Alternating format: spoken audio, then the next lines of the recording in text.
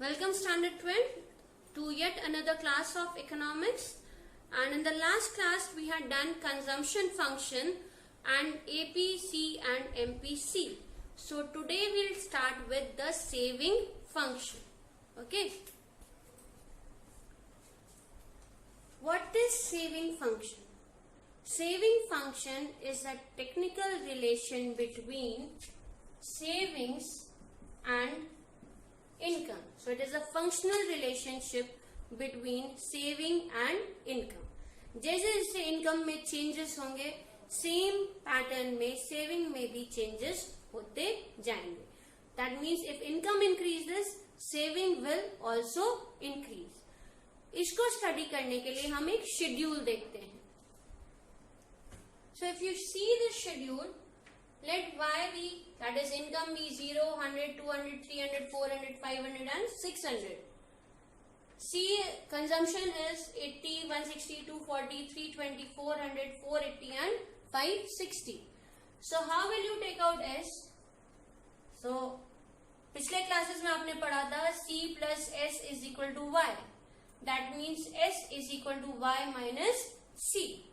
तो इसी तरह से S निकालेंगे. So 0 minus 80 minus 80, 100 minus 160 that is minus 60, 200 minus 240 minus 40, 300 minus 320 so minus 20, 400 minus 400 0, 480 minus 500 minus 480 that is 20 and 40. So this is the saving function.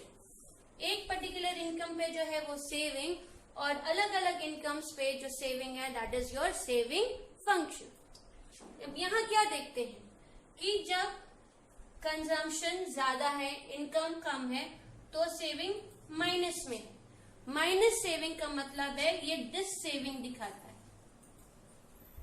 Dish savings का मतलब that you are spending. कहाँ से spend कर रहे हैं? तो आपने जो पहला सेव कर रखा था उसको खर्च करें, इसीलिए इसको कहा जाता है डिस सेविंग्स. या आप कहां से खर्च कर रहे हैं? तो आपके जो पुराने एसेट्स हैं उनको बेच के तब आप पैसा खर्च कर रहे हैं. तो minus sign shows dis savings, that is you are spending out of your past savings. ये पॉजिटिव सेविंग्स दिखाता है कि now you are saving whatever is being left to you. जो अब बच रहा है अब आप उसको सेव कर रहे हैं. देन सेविंग जीरो है. सेविंग जीरो कब है? When C is equal to Y. When C is equal to Y, S is equal to 0 and this point is referred to as break even point. Last class में भी आपने किया था. When C is equal to Y, S is equal to 0 and this is known as your break even point. ठीक है. अब same चीज हम लोग ग्राफ से करते हैं.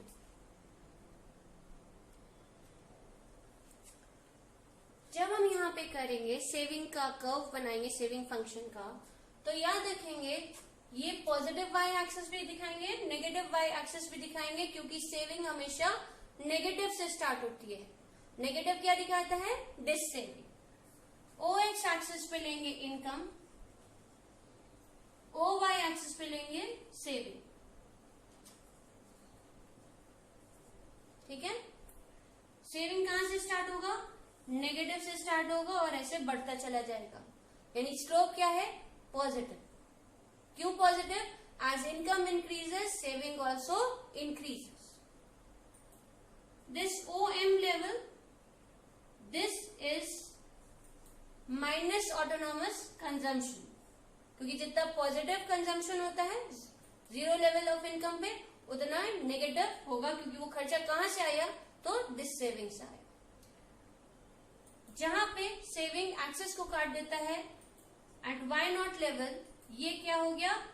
It is at break even level. क्यों ब्रेक इवन है? क्योंकि इस जगह C is equal to Y and S is equal to 0. ठीक. So this is your saving curve. ये एरिया क्या दिखा रहा है? So this is showing this savings, and this area is showing savings. Okay, clear? Now we were doing saving function, and saving function is also referred to as propensity to save. So there are basically two types of propensities to save. One is known as average propensity to save, and the other is known as marginal propensity to save. So average propensity to save is the ratio of saving to income. It is the ratio of saving to income. तो ये आपका schedule है जो आपने बनाया था अभी, इसी में दिखाते हैं एपीएस. ठीक, एपीएस कैसे निकालेंगे? एस को वाई से डिवाइड करके. ठीक, okay.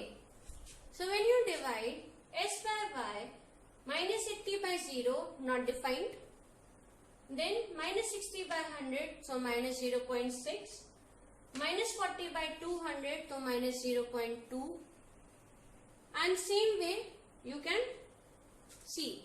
So what is happening when income is increasing, APS is also increasing. So as income increases, APS also increases. फिर और क्या पता चलता है? पहला तो पॉइंट हो गया कि इनकम बढ़ रहा है तो एपीएस बढ़ता है. दूसरा क्या है? When C is equal to Y, APS is equal to 0. So that means at break even point, APS is equal to 0. कहाँ पे 0 है? जब ब्रेक इवन पॉइंट आता है. और उसके बाद जब सेविंग बढ़ने लगती है तब एपीएस भी बढ़ता है. यानी डिस सेविंग्स थी, एपीएस भी माइनस में था. सेविंग्स होगी, एपीएस पॉजिटिव में है. ये एपीएस के इंपॉर्टेंट पॉइंट्स हैं.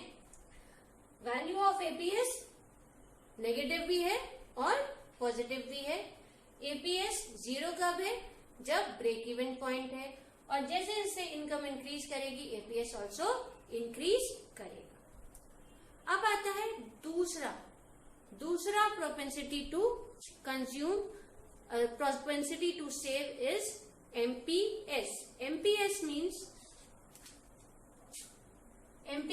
Means delta S by delta Y. That is, कैसे डिफाइन करेंगे? It is the ratio of change in saving to change in income. Change of saving to change in income. तो अब इसको कैसे calculate करेंगे? तो पहले तो आपको चेंज इन एस निकालना है, फिर चेंज इन वाई निकालना है, और तब आप इसको कर सकते हैं. याद है हम लोग ने एमपीसी में किया था. तो डेल्टा वाई है. अब डेल्टा वाई निकालेंगे. डेल्टा वाई कैसे निकालेंगे? तो ये 0, ठीक. कितना बड़ा 0 टू 100? तो 100, फिर 100, 100, 100, 100, 100. कैसे? तो 500 माइनस 600 माइनस 500, 100. 500 माइनस 400, 100. ठीक, डिफरेंसेस ऑफ वाई. इसी तरह डेल्टा एस निकालेंगे. ठीक है. तो -80 से -60 हो गया. तो जनरली पहले वाला तो हम लोग छोड़ देते हैं क्योंकि कंपैरिजन है. अब इसके लिए कितना इंक्रीज हुआ? तो -60, ठीक, -80. -60 प्लस 80 कितना हो गया? 20. तो कितना इंक्रीज हुआ सेविंग का? 20. ठीक. इसी तरह से -40 माइनस -60, तो -40 प्लस 60 ये कितना हो जाता है? अगेन 20. ठीक. इसी तरह से करेंगे तो सबका सेविंग का चेंज कितना आएगा? 20. ठीक.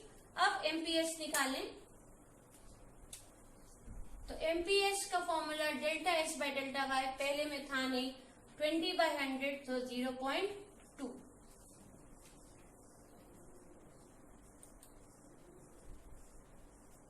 क्या पता चलता है एमपीएस का कि शुरू में एमपीएस कांस्टेंट रहता है, फिर जैसे जैसे इनकम इंक्रीज होगी एमपीएस भी इंक्रीज करेगा, लेकिन एमपीएस की वैल्यू 0 to 1 ही हो सकती है, उससे ज्यादा नहीं हो सकती। ठीक है, दैट्स ऑल फॉर नाउ। इसको अच्छे से स्टडी कर लेंगे, जो फीचर्स आपको भेजेंगे उसको कॉपीज में नोट डाउन कर लेंगे और जरूर प्रैक्टिस करेंगे कि एमपीएस और एपीएस कैसे निकालते हैं। Thank you, have a nice day.